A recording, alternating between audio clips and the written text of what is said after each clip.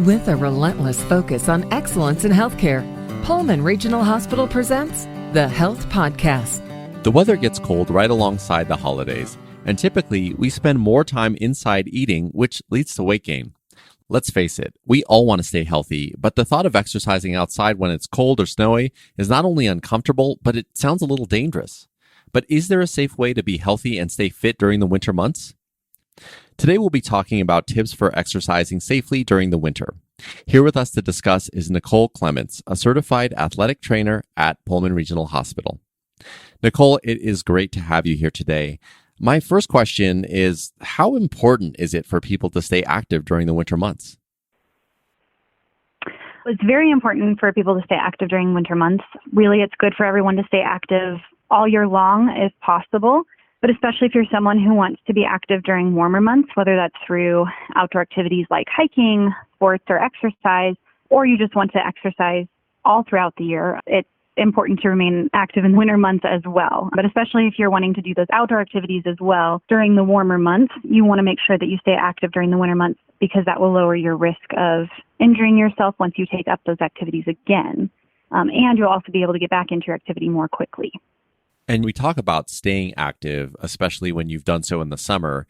Thinking about doing the same things in the winter feel almost inaccessible. So for example, like if I like to go and do trail running, now that's covered with snow and that may be icy. So how do you recommend that people stay active even though the climate outside has changed? Yeah, that's a really good question. So there are a lot of ways people can stay active when it's really cold or icy even outside. Obviously, the first one is exercising indoors if that's possible for you, whether that's at your own home or at an exercise facility. That's one of the easiest ways to stay active during the winter. If you don't have access to an exercise facility, there are plenty of free or inexpensive exercise programs to help guide you at home if you don't really know what to do or where to start. But if exercise or indoor exercise particularly isn't really something you're interested in, I know for me, I enjoy running and I really dislike running on a treadmill. I prefer running outside whenever possible.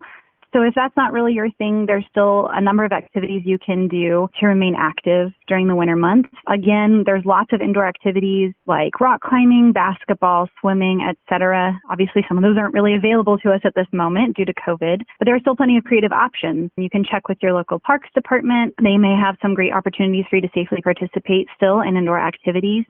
It may just be as simple as reserving a space ahead of time. And then, of course, you can still be active outdoors when it's cold and icy. The Norwegians have a great saying that I love. It goes, "There's no such thing as bad weather, only bad clothes." So there are plenty of wonderful activities to participate in during the cold weather, and many of them are already naturally socially distanced. So for us in this moment, that's helpful. Skiing, both downhill and cross country, snowshoeing, even something as simple as sledding gets you outside and moving your body around. And of course, many of these require proper equipment to do them. And if you don't already own the equipment and don't know anyone who can loan it to you, you can often rent it. I know here where I live in Pullman, the university here rents skis, snowboards, snowshoes, and plenty of other equipment through their outdoor rec center for a reasonable price. Yeah, that's really helpful. And I love that Norwegian phrase that you shared. There's no such thing as bad weather, but bad clothing. And isn't that the truth? I wanted to talk a little bit about warming up. Today, for example, when I went running, I thought to myself, maybe I should be warming up before the run because it's cold outside. But isn't running itself a form of warming up? So I think there's a lot of confusion around what warming up is. So can you speak to that a little bit? That's a little tricky because that's going to vary a lot from person to person, and it's going to depend on what activity you're wanting to participate in. So if you are maybe just going for a vigorous walk or even a hike, probably warming up isn't as big of a deal as if you're going to go run a marathon or sprint or do something that's a lot more rigorous. So research does show that prevention programs can help reduce injury for a number of reasons. They improve proprioception and strength, biomechanics, and can also help train muscle memory patterns. And warming up your muscles prior to exercise can also prevent injuries by increasing the length to failure and elasticity of your muscles, so meaning how far they can be pushed, basically, before they get injured. So warming up is important, typically dynamic warm-up, so moving your body where you are using progressive movements to stretch and warm up different muscles and parts of your body seems to be more effective than static stretching, where you're just standing or sitting in one spot and stretching one muscle or body part. And what about after the workout? I've heard that it's important to cool down or do like a cool down stretch after you exert yourself. Is there truth in that? So there's not really any evidence to suggest that stretching after workout necessarily prevents injuries, but it does feel good sometimes. And it's not likely going to injure you unless you're stretching really aggressively, which I certainly don't recommend. But as far as your cardiovascular health goes, warm-up and cool-down periods are definitely important to get you into and take you out of that workout phase so you're not putting a lot of stress all at once on your body. Okay, understood. And when we talk about warming up, I know that you said that it depends, but is there a rule of thumb around how long a person should be warming up before they exert themselves? Not to my knowledge. Typically, the advice that I give people is that's going to depend on you individually, on your level of activity in general and where your body is at. And so just listen to your body, and I would try to make it more than just a 30-second warm-up. But aside from that, whenever you feel like your body has gotten a little bit of movement in it and it feels like it's ready to go and ready to move, is probably okay. Okay, so let's move on to injury in cold conditions. I assume that people are more prone to injury just because things are more rigid. Maybe they're more likely to slip and hurt themselves. Can you talk a little bit about the injuries that you see happen in cold conditions? Yeah, so cold conditions, it's funny that you say that. You said that you assume that you're more likely to injure yourself when it's cold outside, and that is true, but not necessarily for the reason you think. So there is evidence to suggest that muscles that are warmer are less likely to sustain an injury, but we're more talking on a localized level when we say that. So the weather being cold outside, unless it's really cold, which it can be in some parts of the world, that's not likely contributing that much to the elasticity of your muscles, especially if you're coming from a warm place, your house, and you've warmed up there or you warm up immediately after leaving your house. Now, if you've been outside for a really long time and then you decide to exercise, that could contribute to that. But typically the reason we see an increase in injuries over the winter is mostly due to people slipping and falling on ice.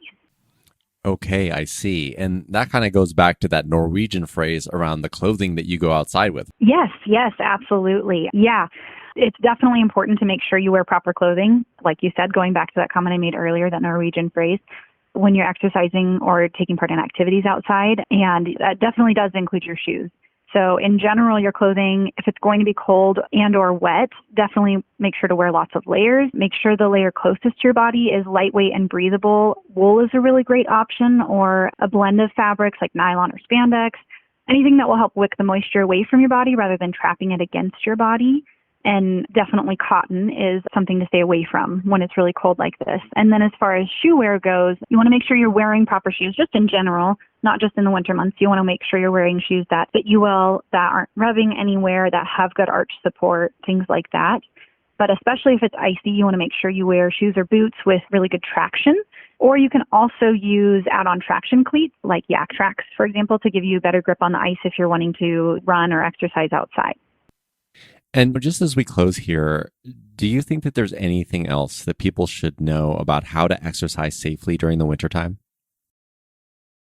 So one more thing I will say along those same lines, if you're going to be exercising outside and it is snowy or icy, make sure you know how to fall right. So if you do feel yourself start to fall, do your best to direct your fall onto your butt or onto your side. Falling on an outstretched arm is a really common mechanism of injury, and it frequently leads to sprains or fractures.